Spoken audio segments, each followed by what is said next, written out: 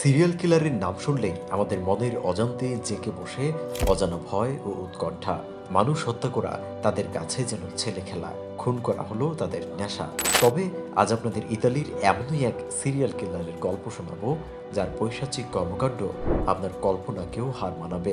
মানুষকে মেরেই ক্ষান্ত হতো না ইতালির সেই সিরিয়াল কিলার, বরং তাদের দেহাবশেষ দিয়ে ক্যাক বানিয়ে খেত এবং শরীরের চর্বি দিয়ে সাবান বানিয়ে গোসল করত।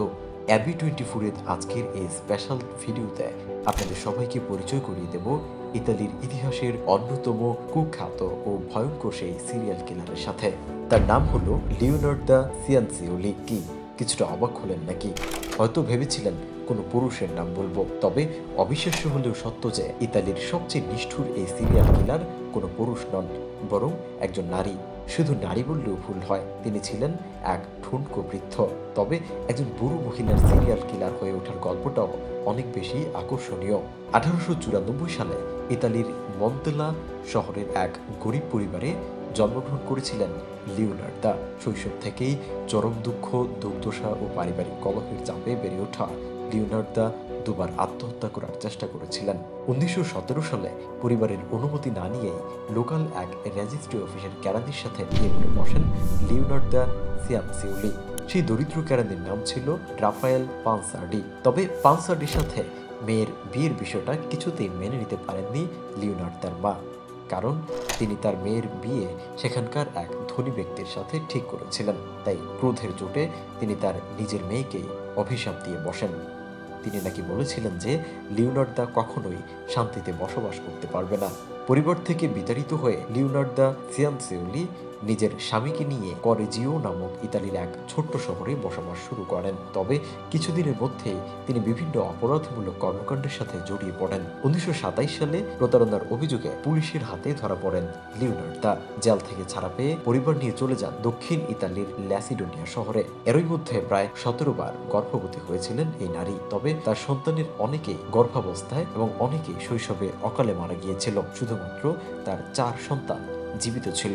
এরই মধ্যে 1930 সালের ভূমিকম্পে ল্যাসিডোনিয়া শহরের হাজার হাজার বাসিন্দাদের মতো লিওনার্দো ঘরবাড়ি ভেঙে যায়। একদিকে মায়ের অভিশাপ, অতীত জীবনের পাপ, অন্যদিকে সন্তানদের মৃত্যু ও ঘর ভেঙে যাওয়া, সব মিলিয়ে লিওনার্দোর জীবন হয়ে উঠেছিল দুর্বিষহ, যার ফলে তিনি চরমভাবে মানসিক অবসাদে ভুগতে শুরু করেন এবং তার মানসিক অবস্থাও দিন দিন খারাপ হতে থাকে। এরই মধ্যে 1939 সালে তার বড় ছেলে গিসেপ দ্বিতীয় বিশ্বযুদ্ধে অংশগ্রহণ করার ঘোষণা দেয় এবং মায়ের শত আকুতি বিনতির তোয়াক্কা না করে সে যুদ্ধে চলে যায়। নিজের সবচেয়ে প্রিয় সন্তানকে হারানোর ভয়ে লিওনার্দো পাগল প্রায় হয়ে যায়। ছেলের জীবন বাঁচানোর জন্য নানা ধরনের কুসংস্কার জন্ম নেয় তার মধ্যে। তার ধারণা ছিল মানুষ বলি দিলেই তার ছেলের প্রাণ বাঁচবে, আর তার এমন ভুল ধারণাই তাকে ইতালির ইতিহাসের সবচেয়ে জঘন্য সিরিয়াল কিলারে পরিণত করেছিল। কুসংস্কারের অন্ধকার মায়ায় আচ্ছন্ন হয়ে লিওনার্দো সিয়ানসিওলি এক এক করে 3 জন নিরীহ মহিলার প্রাণ কেড়ে নিয়েছিলেন। বৃদ্ধ এই সিরিয়াল কিলারের প্রথম শিকার ছিল ফস্টিনা সেটি নামের এক অবিবাহিত মহিলা। অবিবাহিত ফস্টিনাকে পাত্র খুঁজে দেওয়ার লোভ দেখিয়ে নিজের ঘরে ডেকে নিয়েছিলেন লিওনার্দো। এরপর লিওনার্দোর নির্দেশে ফস্টিনা তার পরিবারের নিকট একটি চিঠিতে লেখেন যে তিনি তার হবু স্বামীর সাথে দেখা করার জন্য বিদেশে যাচ্ছেন। এরপরেই ফস্টিনাকে মাদক মিশ্রিত ওয়াইন পান করিয়ে দেয় লিওনার্দো সিয়ানসিওলি, যার ফলে কিছুক্ষণ পরেই ফস্টিনা অচেতন হয়ে পড়ে এবং এই সুযোগ কাজে লাগিয়ে লিওনার্দো তাকে ঘরের বেসমেন্টে নিয়ে খুন করেন। ফস্টিনার দেহকে 9টি খণ্ডে বিভক্ত করেছিলেন এই বৃদ্ধ সিরিয়াল কিলার, আর সমস্ত রক্ত জমিয়ে রেখেছিলেন একটি ডিশে। এরপর ফস্টিনা শরীরের টুকরোগুলোকে একটি বড় পাত্রে জড়িয়ে সেগুলোকে সাথে 7 কেজি কস্টিক সোডা মিশিয়ে সাবান তৈরি করেছিলেন লিওনার্দো। তাছাড়া জমাট বাঁধা রক্তগুলো ওভেনে ব্যাক করে একটু ঝরঝরা করে নিয়ে সেগুলোর সাথে ময়দা, চিনি, চকলেট, ডিম, দুধ মিশিয়ে কেক তৈরি করে নিয়েছিলেন। ফস্টিনার রক্ত দিয়ে বানানো কিছু কেক লিওনার্দো এলাকার বিভিন্ন দোকানে বিক্রি করে দিতেন। কিছু কেক অতিথিদের পরিবেশন করতেন এবং বাকি কেকগুলো নিজেই খেতেন। ঠিক পরের বছর ফ্রান্সেসকা সোয়াভি নামের আরেক মহিলাকে হত্যা করেছিলেন লিওনার্দো।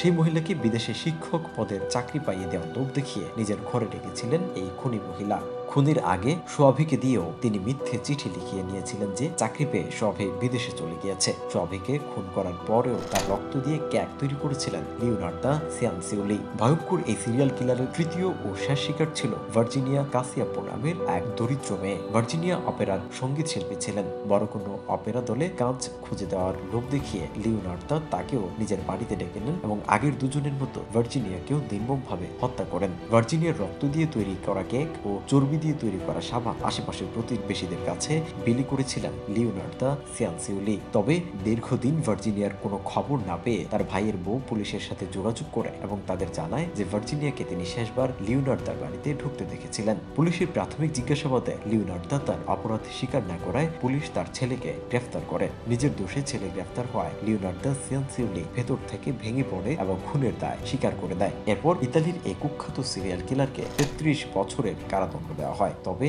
জেল থেকে তিনি আর কখনোই বের হতে পারেননি, কারণ ১৯৭০ সালের ৫ই অক্টোবর সেরিব্রাল হ্যামারেজে আক্রান্ত হয়ে জেলের ভেতরেই মৃত্যুর কোলে ঢলে পড়েছিলেন লিওনার্দো সিয়ানসিওলি। তবে পৃথিবীর বুকে ইতালির এই ভয়ঙ্কর সিরিয়াল কিলার বিদায় নিলেও তার পাপের স্মৃতি এখনো সংরক্ষিত আছে। তার খুনের সকল অস্ত্র ও বিভিন্ন পাত্র আজও সংরক্ষণ করা হচ্ছে রোমের ক্রিমিনোলজি মিউজিয়ামে।